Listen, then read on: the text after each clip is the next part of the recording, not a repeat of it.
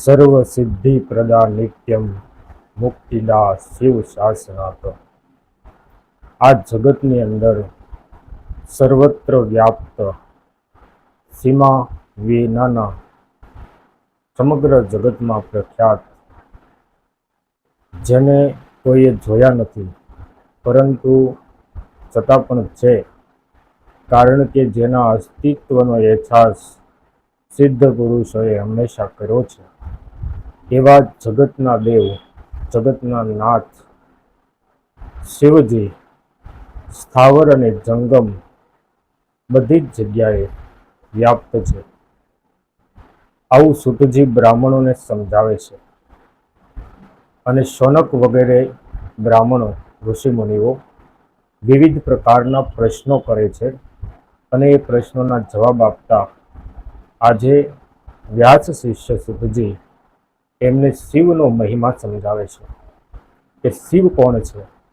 તો કે સર્વ સિદ્ધિ પ્રદા નિત્યમ મુક્તિદા શિવ શાસનાથ. આ સમગ્ર જગતમાં જેનું શાસન છે, આ સમગ્ર જગત જે ચલાવે છે તે છે મહાદેવ શિવ. અને સ્થાવર મિલકતમાં પણ અને જંગલ મિલકતમાં પણ આ જગતની અસ્તિત્વ ધરાવે છે મહાદેવ. તેના વિવિધ પ્રકારના નામો છે, જેને આપણે શિવ તરીકે ઓળખીએ છીએ. કોઈક સદાશિવ કહે છે, કોઈ શંકર કહે છે, કોઈ મહેશ કે મહેશ્વર કહે છે, કોઈ ભોલેનાથ કહે છે, કારણ કે ભોળા પણ અતિશય છે. સહેજ પણ વિચાર કર્યા વિના આરામથી શિવ નામ જપનાર ભક્તને તેઓ વરદાન આપી દે છે, એટલા માટે એ ભોળા પણ બહુ છે. તો કોઈક એને ભોળાનાથ કહીને બોલાવે છે, કોઈક એને શંભુ કહીને બોલાવે છે, ડમરૂ વાલે, ત્રિશુલ વાલે, ઘણા બધા એના નામ છે. વિવિધ ભજનોમાં અને ધૂનમાં એના વિવિધ નામો આવતા હોય છે. પણ આખરે તો ત્રિદેવ રૂપી રુદ્રદેવ છે મહાદેવ.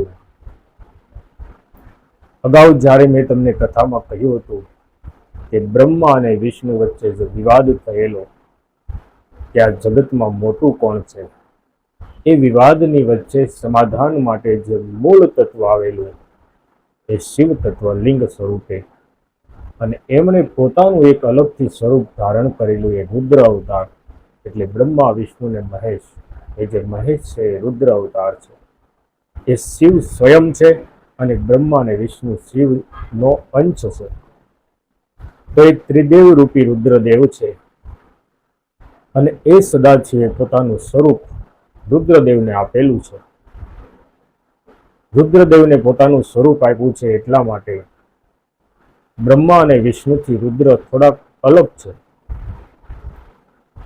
કારણ કે સ્વરૂપ આપવાના હિસાબે નામ, કર્મ, ગુણ, કૃપા, દયા, કલ્યાણ, સ્થાન એ બધું જ રુદ્ર અને સદાશિવમાં એક છે. ખરેખર ત્રિદેવથી પણ પર, બ્રહ્મા વિષ્ણુ મહેશથી પણ પર એવા પરમ વંદનીય જે છે એ છે સદાશિવ. અને એ જ અખિલ બ્રહ્માંડની બહુ મોટી શક્તિ છે. એનું નામ છે શિવ અને એની શક્તિ એની સાથે સંકળાયેલી છે, એનું નામ છે પાર્વતી. આ બંને શિવ અને શક્તિથી આ જગત રચાયું છે અને એ જ સર્વોચ્ચ ટોચ પર છે, શિખર પર છે. અને હિન્દુ ધર્મની અંદર સૌથી મોટા દેવતા જો કોઈ હોય તો એ મહાદેવ છે. આજના જમાનામાં સંપ્રદાયો અનેક પ્રકારના થયા છે અને સૌ સંપ્રદાયો પોતપોતાની રીતે બાજી રમતા હોય છે અને પોતપોતાની રીતે લખાણમાં આમ તેમ કરીને પુસ્તકો બહાર પાડીને માઇન્ડ વોશ કરીને લોકોને અવળા માર્ગે ચલાવતા હોય છે. પરંતુ જગતનો નાથ એક જ છે અને તે છે મહાદેવ. હિન્દુ ધર્મની અંદર, હિન્દુ પરંપરાની અંદર હજારો વર્ષથી જેની સાધના કરવામાં આવે છે, જેની પૂજા કરવામાં આવે છે, જેને પ્રણામ કરવામાં આવે છે, એ છે મહાદેવ. દૂજો ન કોઈ. મહાદેવથી વિશેષ, મહાદેવથી આગળ કોઈ નથી.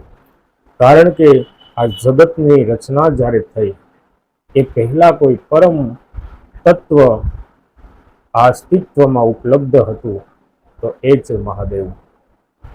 બહુ મોટી વાત છે. કેટલાક સંપ્રદાયોને હિન્દુ ધર્મની અંદર હોવાથી દંડ તો ન આપી શકાય, પણ કહેવાનું મન અવશ્ય થાય કે જગતના નાથની સાથે મહેરબાની કરીને એક સિદ્ધ પુરુષ કે જ્ઞાની પુરુષને પણ સમજાવી તો સરખાવી તો ન શકાય. આ વસ્તુ હંમેશા યાદ રાખવું જોઈએ. કારણ કે મહાદેવ તો મહાદેવ છે, એની તોલે કોઈ ના આવે. આ સમગ્ર અસ્તિત્વના નાથ છે. જય મહાદેવ.